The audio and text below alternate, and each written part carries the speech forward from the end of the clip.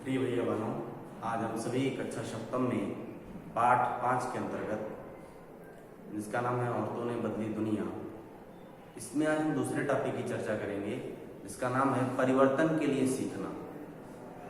School जाना आपके जीवन का महत्वपूर्ण हिस्सा है। जैसे जैसे स्कूलों में हर साल अत्यधिक संख्या में बच्चे प्रवेश ले रहे हैं, हम सोचने लगे हैं कि सब बच्चों के लिए स्कूल जाना एक साधारण बात है।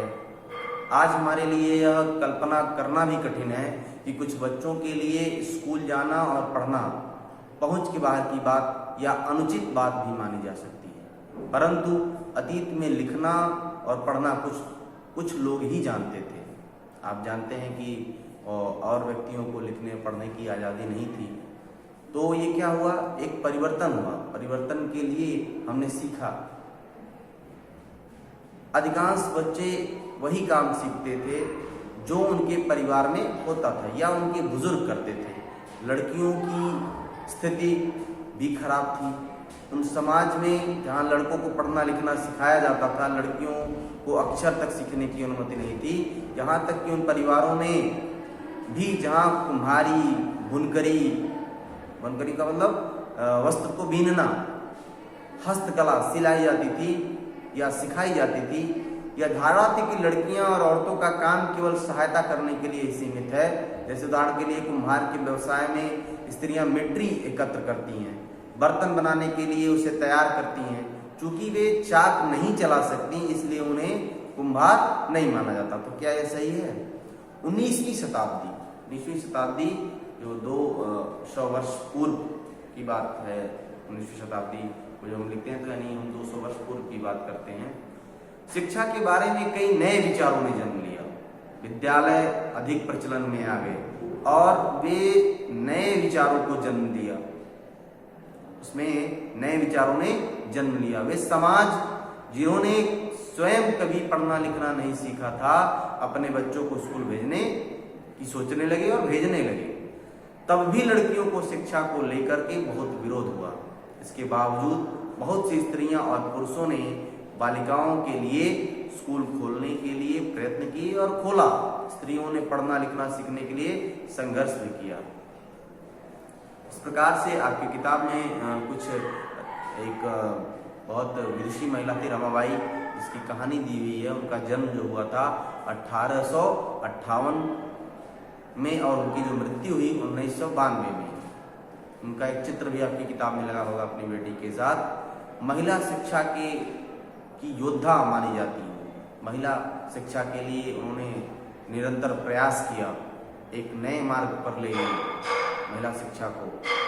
तो इस प्रकार से हम सीखे, लेकिन परिवर्तन के लिए सीखे। कोई भी कार्य हम कर रहे हैं तो हम उसका उद्देश्य क्या है, उसका लक्ष्य क्या है, इसको ध्यान में रख करके ध्येय मार्ग पर उसको लेके चले आगे। इसी प्रकार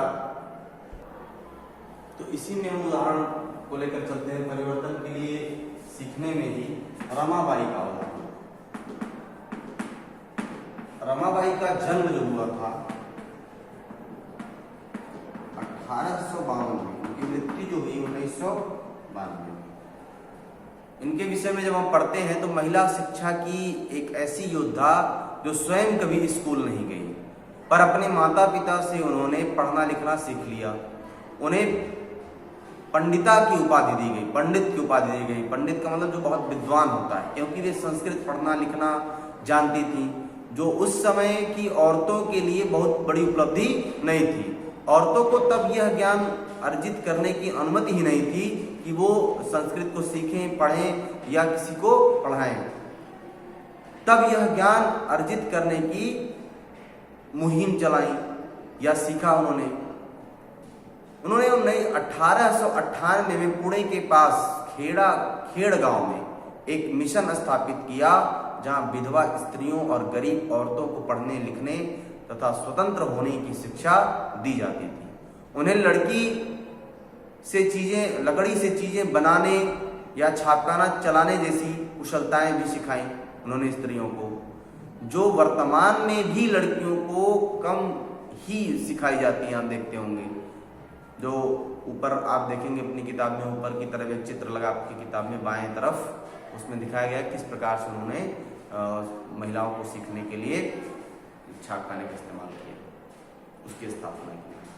तो इस प्रकार से उन्होंने क्या किया, सीखा, लेकिन किसके लिए, परिवर्तन के लिए। उन्होंने परिवर्तन लाया, महिला शिक्षा के क्षेत्र में उन्होंने एक नई ऊंचाई स्थापित की, एक नई व्यवस्था स्थापित की, जिसके माध्यम से लड़कियां क्या स्वावलंबी बनी और बन रही है।